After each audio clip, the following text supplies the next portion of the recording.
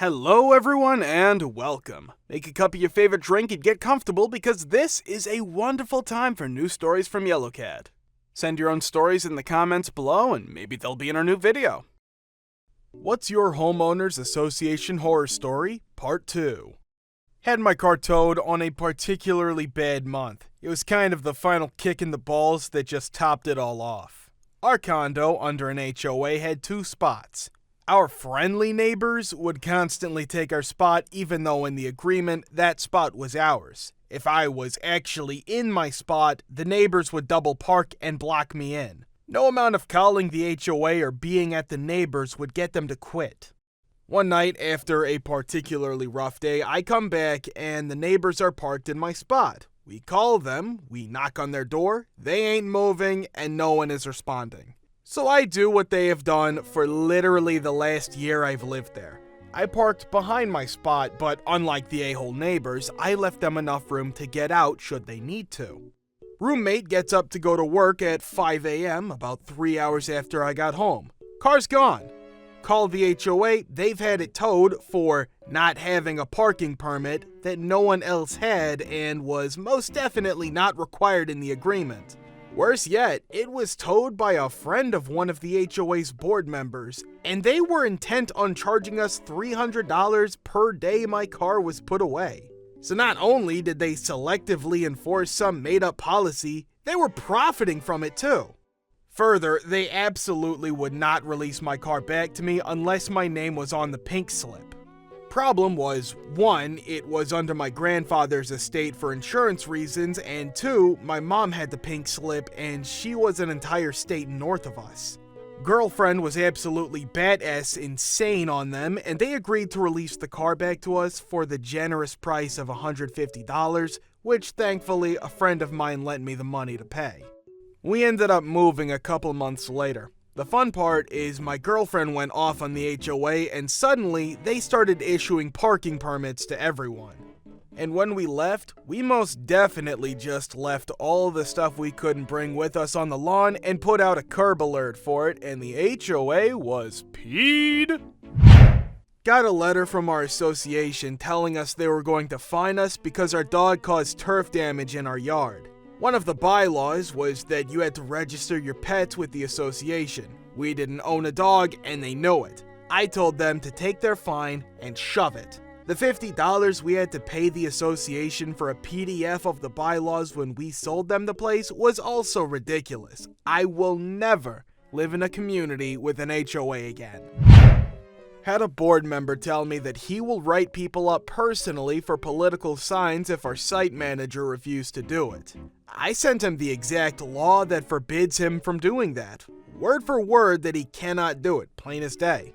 He still did it, and the person he wrote up called me directly asking what the F was wrong with me. I told her it was closed out, destroyed from record, then called the board member with the attorney on the other line. The attorney literally told him to resign and move if he couldn't comprehend the massive lawsuit he very nearly got the HOA into. As someone who works in the law enforcement industry, any HOA complaint that involves someone doing something that's against the HOA rules, but not actually breaking any legal statute. Oh, you don't allow homeowners to park in front of their house, only in their driveway? If it's not posted by the city or state, then it isn't a no parking zone, and anyone can park there as long as they aren't blocking a driveway and are parked within 12 inches of the curb. My old HOA complained not once, but twice that I needed to keep the noise levels in my house down because my screaming toddler was disrupting the neighborhood. I don't have kids. Our neighborhood has been a target for thieves, and it seems like we would always hear about a house being robbed almost weekly. The HOA's response? Lock all doors and install a security system. I now live in a non-HOA neighborhood. No complaints from the neighborhoods, and it's rare to hear anyone talk about their home being robbed and such. I will never live in an HOA ever again. We lived in a city with a military base. The HOA was composed of retired military officers. They treated the homeowners like general enlisted and expected us to follow their every edict without question. I once went to an HOA meeting, was one of the only people there. They immediately ended the public meeting and reconvened the meeting as private and kicked us out. We had to submit landscaping plans for approval. They had something like 4 months to approve them. Mine were returned after 4 months. Denied because I did not have enough lawn in the design. It was a native plant drought-tolerant design. The landscaping specifications did not specify that any lawn was required. When I pointed this out, they never responded and never approved my plans. I did what I wanted, but was always looking over my shoulder, waiting for them to find me or order me to remove and redo my landscaping. They never did. Almost a horror story. After my grandma died, my dad and I fixed up her condo so we could sell it. I painted every wall and we redid the kitchen floor. Previously, it was literally a sheet of fabric glued to a cement board subfloor. We scraped it off and put in a nice, cheap laminate wood floor. Just before the place finally sold, the realtor called me in a tizzy. Apparently, wood floors are not allowed on the second floor, as they're too loud for the people below.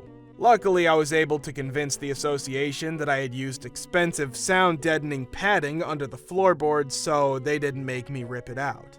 I'm so glad that place has finally sold and I don't have to work on it anymore.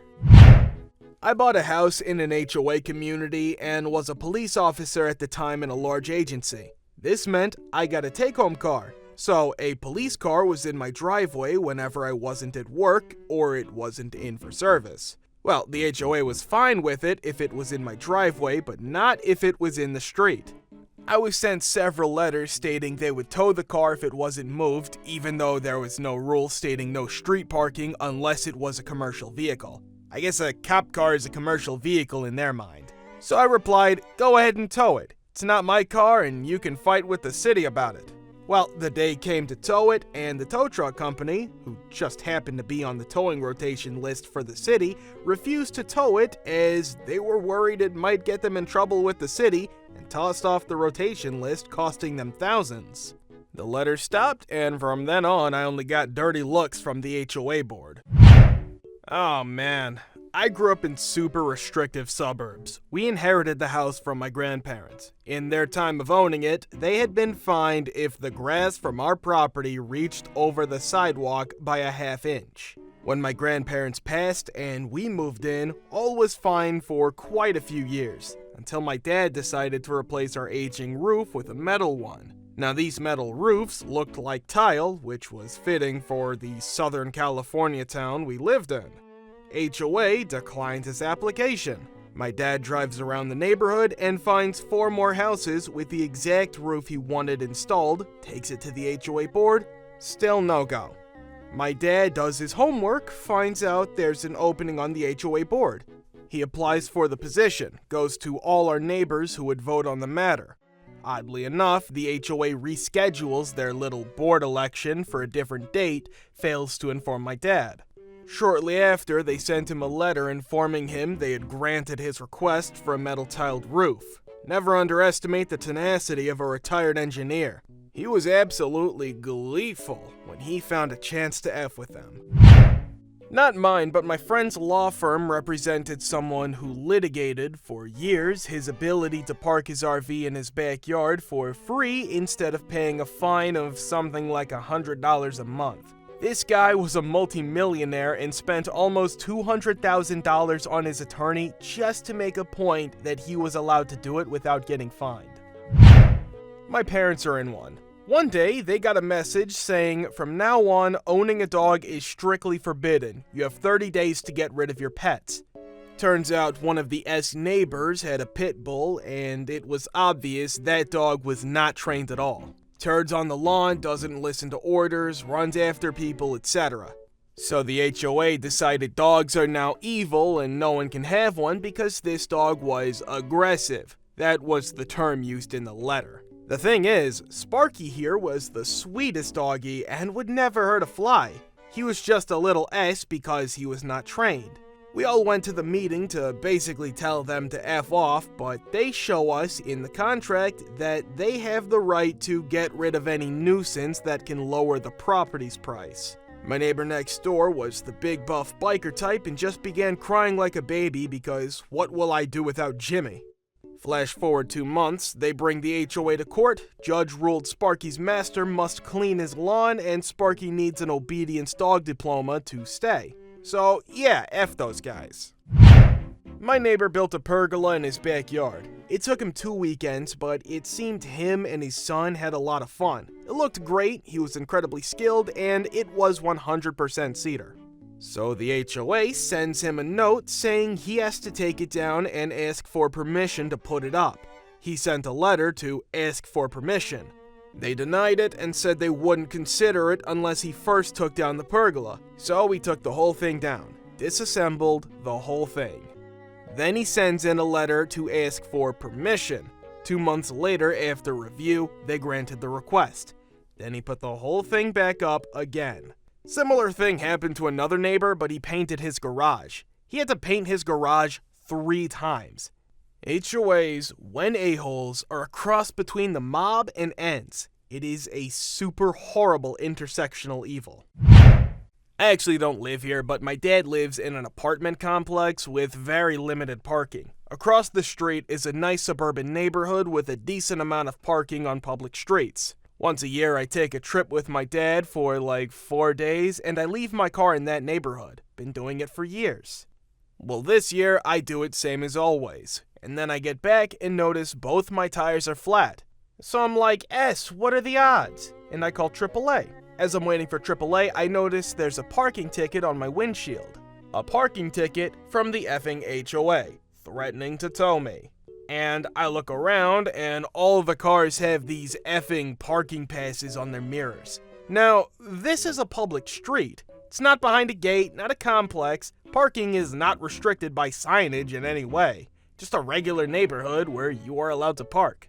I'm pretty sure the local HOA can't just up and decide to require parking passes all of a sudden. And the fact that my car had a towing warning sitting on it for 2 days, but had not been towed, makes me think they can't actually do S and are just threatening people. And the kicker? Filled up my tires, still haven't had to refill them 2 months later. Someone let the effing air out of them. I live in a condo building with 160 units, mostly older people who are fairly wealthy. We are an early 30s couple with an infant. The people in this building are very scared of anything going wrong and will throw money at any perceived problems. Someone renovated their condo and broke a water pipe in the process, flooding their unit and the one below it, something like $50,000 damage. No idea how it is that they didn't catch it and stop it sooner than that. Anyways, the plumber repairing it tells the HOA president that the building's pipes are all getting pretty old and brittle, PVC installed in the late 90s, and suggests repiping it. Next thing I know, the HOA is signing a multi-million-dollar contract to have every unit in the building 100% repiped. I spoke up at an HOA meeting asking how many failures there have been because I want to know how big of a problem it really is. About 100 septuagenarians start booing me and yelling old person critiques at me. HOA president gives a passionate speech about how this is a high-quality building and we all bought in because it's an investment. Gets a standing ovation. I look up the HOA rules and it looks like it's been put through as a special assessment, so there's nothing I can do. I have to pay about $14,000 and move out of my home for a week while plumbers 100% replumb my home. Edit. The piping might be PEX or something else, not sure. I did some light reading at the time, and it did actually seem credible that there was an issue with our pipes. The manufacturer had a lifetime warranty on the pipes, but also was out of business, and other buildings from the same developer have allegedly had issues with the pipes cracking. Still peed off at how badly my HOA handled it. If you want to watch the part 1, click the link here. Thank you for watching. Guys, thank you for all the support and the likes. Subscribe to the channel if you're not subscribed yet. See you next time.